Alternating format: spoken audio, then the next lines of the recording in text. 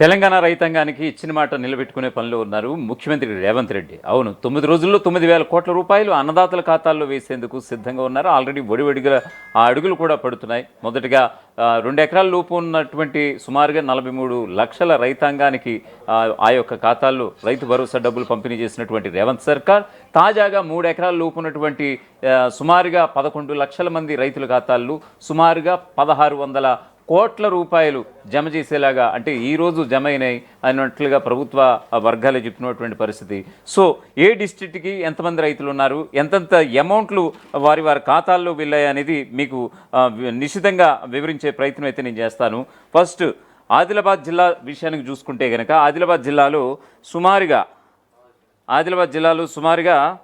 85,036 మంది రైతులుంటే సుమారుగా 93,54,58,395 రూపాయలు అంటే ఆదిలాబాద్ జిల్లా రైతాంగానికి వెళ్ళినటువంటి సందర్భం. ఇంకా కుమ్రం భీం ఆసిఫాబాద్ జిల్లా విషయానికి వస్తే 79,287 మంది అక్కడ రైతాంగం ఉంటే 74,36,46,46,457 రూపాయలు వెళ్ళినటువంటి సందర్భం. అలాగే మంచిర్యాల విషయానికి వస్తే కనుక 1,13,958 మంది రైతాంగం ఉన్నారు.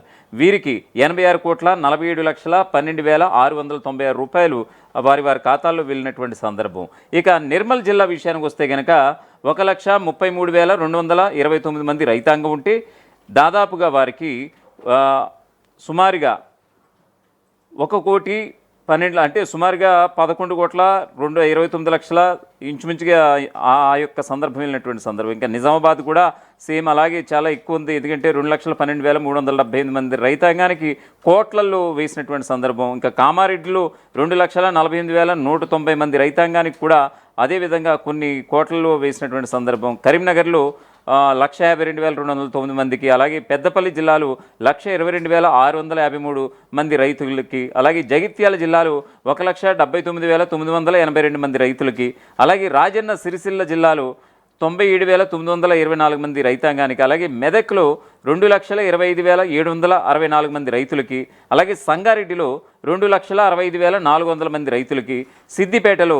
2,54,711 మంది రైతాంగానికి, అలాగే వరంగల్లో 1,29,667 మంది రైతులకి, అలాగే హనుమకొండలో 1,17,160 మందికి, మహబూబాబాద్లో 1,61,885 మందికి, ములుగులో 61,706 మందికి, జయశంకర్ భూపాలపల్లి జిల్లాలో 90,904 మందికి, జనగామలో 1,35,736 మందికి, ఖమ్మంలో 2,61,003 మందికి, భద్రాద్రి కొత్తగూడెంలో 1,13,466 మంది రైతులకి, రంగారెడ్డి జిల్లాలో 1,87,435 మంది రైతాంగానికి, వికారాబాద్ జిల్లాలో 2,05,637 మంది రైతాంగానికి, మేడ్చల్ మల్కాజ్గిరి జిల్లాలో 4,302 మందికి, మహబూబ్నగర్ జిల్లాలో 1,68,784 మందికి, నారాయణపేట జిల్లాలో 1,24,587 మంది రైతాంగానికి, నాగర్ కర్నూలు జిల్లాలో 2,14,564 మంది రైతులకి, వనపర్తి జిల్లాలో 1,34,537 మందికి, అలాగే జోగులాంబ గద్వాల విషయానికి చూసుకుంటే కనుక 1,16,772 మంది రైతులకి, నల్లగొండ జిల్లాలో 3,85,615 మంది రైతులకి. యాక్చువల్గా మనం ప్రస్తుతానికి ఈ విషయం కనుక చూసుకుంటే కనుక అత్యధిక రైతాంగం నల్లగొండ జిల్లా రైతులే ఎక్కువ ఉన్నట్లుగా కనిపిస్తోంది. నల్లగొండలో 3,85,615 మంది రైతులకి వారి ఖాతాలో రైతు భరోసా అమౌంట్స్ పడినటువంటి సందర్భం. అలాగే సూర్యాపేట జిల్లాలో 2,17,904 మందికి, యాదాద్రి భువనగిరి జిల్లా విషయానికి వస్తే కనుక 1,68,517 మంది రైతులకి, అంటే ఓవరాల్గా 33 జిల్లాలకి కలిపి సుమారుగా 51,70,902 మంది రైతుల ఖాతాల్లో సుమారుగా ఆ యొక్క రైతు భరోసా డబ్బులు వేసినటువంటి సందర్భం అయితే కనిపిస్తోంది. ఏడాదిన్నర పాలనలో రైతులకి అన్నదాతలకు అండగా ఉంటామని చెప్పినటువంటి ప్రభుత్వం ఖచ్చితంగా ఈ యొక్క ఖరీఫ్ సీజన్కి ముందుగానే, అంటే యాక్చువల్గా నైరుతి ఋతుపవనాలు ముందుగానే రావడం, ఖరీఫ్ సీజన్ ముందుగానే ప్రారంభం కావడంతో రైతులు ఎంతగానో ఆశగానో ఎదురు చూస్తున్నటువంటి పరిస్థితి. పెట్టుబడి సాయం కింద రైతు భరోసా డబ్బులు ఎప్పుడు వస్తాయి అన్నటువంటి విషయం మీద. సో ఈ క్రమంలో రేవంత్ రెడ్డి ఆల్రెడీ ఆర్బీఐ నుంచి కూడా రుణం పొందినటువంటి సందర్భం కూడా కనిపిస్తుందని ప్రభుత్వ వర్గాల నుంచి మనకు అందుతోంది. సుమారుగా 7,000 కోట్ల రూపాయలు ఆర్బీఐ నుంచి తెచ్చి మరి అన్నదాతలకి తెలంగాణలో ఉన్నటువంటి రైతాంగానికి పెట్టుబడి సాయం కింద రైతు భరోసా డబ్బులు ఇస్తున్నటువంటి పరిస్థితి అయితే కనిపిస్తోంది. సో ఓవరాల్గా మనకు చూసుకుంటే కనుక తెలంగాణలోని రైతులకు రాష్ట్ర ప్రభుత్వం గుడ్ న్యూస్ చెప్పుకొచ్చింది. వానాకాలం సీజన్కు సంబంధించి వ్యవసాయ పనులు ముమ్మరమైన తరుణంలో ప్రభుత్వం రైతు భరోసా పథకం కింద పెట్టుబడి సాయాన్ని విడుదల చేసింది. నిన్న 2 ఎకరాల లోపు ఉన్నటువంటి, మరొక వైపు ఈరోజు 3 ఎకరాల లోపు ఉన్నటువంటి రైతుల ఖాతాల్లో రైతు భరోసా నిధులు అయితే జమ చేసినటువంటి సందర్భం కనిపిస్తోంది.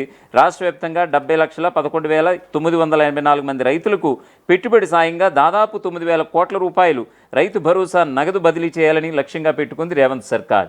ఎన్ని ఎకరాల్లో సాగు చేస్తున్నారని దాంతో మిగిలిన అర్హులందరికీ రానున్న రోజుల్లో 9 రోజుల్లో అంటే రైతు భరోసా నిధులు విడుదల చేస్తామని సీఎం రేవంత్ రెడ్డి ఇటీవలే ప్రకటించారు. దాని ప్రకారమే ఇప్పుడు ఆచరణ అమలు సాధ్యమవుతుందని కూడా తెలుస్తోంది. తొలి రోజు 2 ఎకరాల వరకు ఉన్న రైతులందరికీ బ్యాంక్ ఖాతాల్లోకి ఎకరానికి 6,000 చొప్పున నిధులు జమ చేశారు. 41,25,000 మంది అన్నదాతలకు సంబంధించి 39,16,000 ఎకరాలకు అంటే 2,349 కోట్ల 83 లక్షలు జమ అయ్యాయట. ఇక రెండో రోజు అంటే ఈ రోజు 3 ఎకరాల లోపు భూమి ఉన్న సుమారు 11 లక్షల మంది రైతాంగానికి గాను 1,551.89 కోట్లు విడుదల చేసినట్లుగా సాక్షాత్తు వ్యవసాయ శాఖ మంత్రి తుమ్మల నాగేశ్వరరావు ప్రకటించారు. ఎకరాలతో సంబంధం లేకుండా త్వరలోనే మిగతా రైతులకు కూడా రైతు భరోసా అందుతుందని, ఎవరూ నిరాశపడాల్సిన అవసరం లేదని కూడా ఆయన భరోసా ఇచ్చినటువంటి సందర్భం. బ్యాంకులతో ఎలాంటి చిక్కులు లేకుండా రైతుల ఖాతాల్లోకి నేరుగా నిధులు జమ చేస్తున్నట్లుగా తుమ్మల వెల్లడించారు. నిన్నటి నుంచి అంటే జూన్ 17 నుంచి రైతుల బ్యాంక్ ఖాతాల్లో డబ్బులు జమ అవుతున్నాయి.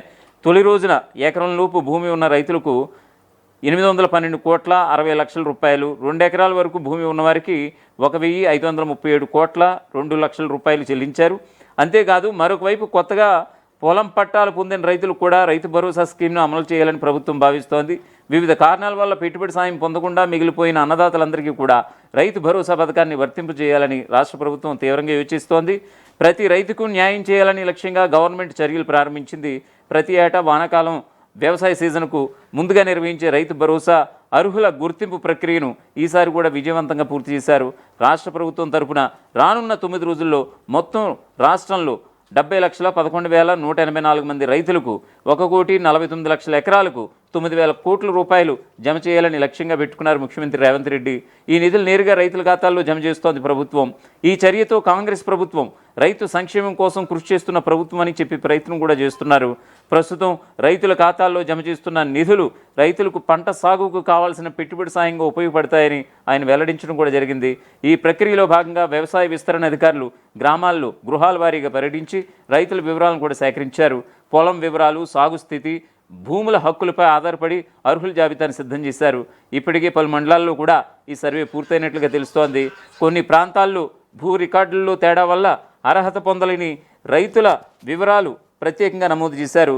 వీరిని కూడా పథకం పరిధిలోకి తీసుకురావడానికి ప్రభుత్వం అనేక దశల్లో చర్చలు నిర్వహిస్తోంది. ఇటీవల జనవరిలో కొత్తగా పట్టాదారు పాసు పుస్తకాలు పొందిన రైతులకు ఇప్పటికే యాసంగి సీజన్లో పథకానికి అవకాశం కల్పించారు. వారు అప్పటికే పెట్టుబడి సహాయం కూడా పొందారు. ఈ క్రమంలో రాష్ట్ర ప్రభుత్వం కొత్తగా అర్హులైన రైతుల వివరాలను జూన్ 20లోగా అధికారిక దస్త్రాల్లో నమోదు చేయాలని కూడా ఆదేశించింది. అలాగే గతంలో వివిధ కారణాల వల్ల పథకానికి అందని రైతులకు ఈసారి సహాయం అందించేందుకు మార్గం సుగమం అవుతోందని తెలుస్తోంది. సో ఓవరాల్గా చెప్పాలంటే నిన్న 2 ఎకరాల లోపు ఉన్నటువంటి రైతాంగానికి డబ్బులు చెల్లించారు రైతు భరోసా కింద ఎకరాకు 6,000 చొప్పున.